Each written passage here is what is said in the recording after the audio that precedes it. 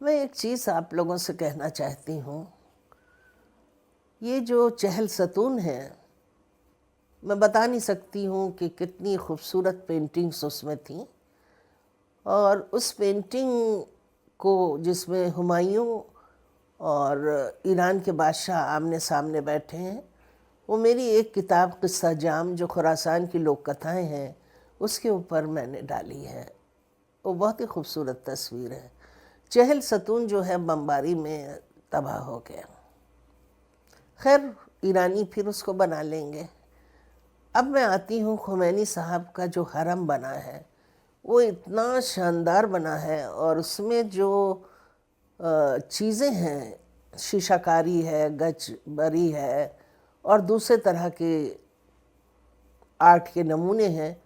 وہ سب ایرانی آرٹسٹوں نے بنا ایک پیسہ لیے ہوئے بنایا ہے۔ اور وہ سائٹ میرے لیے بڑی دلچسپ تھی۔ ویسے تو ایرانی جو تھے وہ کہیں پہ بھی گھومنے جاتے تھے اور ان کو نیند محسوس ہوئی دوپہر کو تو کار پارک کی، قالین بچھا لیا اور اسی پہ لیٹ کے سو گئے، کچھ بھی نہ ڈر نہ خوف، یہ ان کی طبیعت تھی۔ لیکن جیسے ہی میں 2017 میں وہاں سے گزری امام صاحب کے مقبرے کے پاس سے، تو مجھے لگا کہ وہ صبح کا وقت ہے اور بہت لوگ جو رات کو سوئے تھے وہ اٹھے ہیں اور اپنا بستر اور اپنا سامان باندھ رہے ہیں۔ وہ دور دور شہروں سے آئے تھے اس بلڈنگ کو دیکھنے کے لیے، جس میں بہت کچھ، اور یہ سینٹر پلیس ہے، اور اس میں جو خزانہ ہے یا جو جسے کہتے ہیں پونجی ہے، وہ نیک کاموں کے لیے خرچ کی جاتی ہے۔ تو اب آپ اس تصویر میں تو نہیں دیکھ پائیں گے بہت ہی باریکی سے چیزوں کو، لیکن جو سب سے خوبصورت یاد میری تھی وہ یہ تھی کہ جب میں حیرت سے سب چیزیں دیکھ رہی تھی تو ایک دم سے جو میرے میزبان تھے وہ آئے اور بولے کہ امام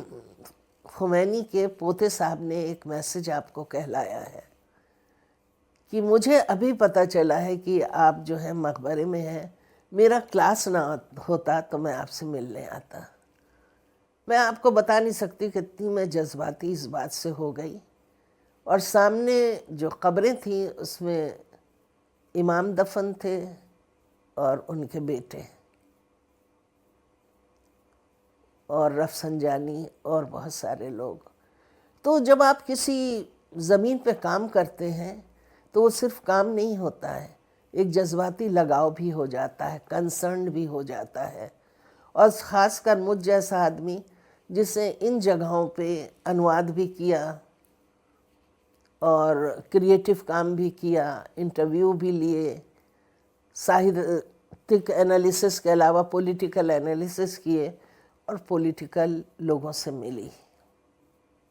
تو مجھے آج جو کچھ ہو رہا ہے 226 میں، تو مجھے لگتا ہے میں نے جو کچھ کہا، جو کچھ میں نے کام کیا، اس کا کنٹینیو چل رہا ہے ابھی۔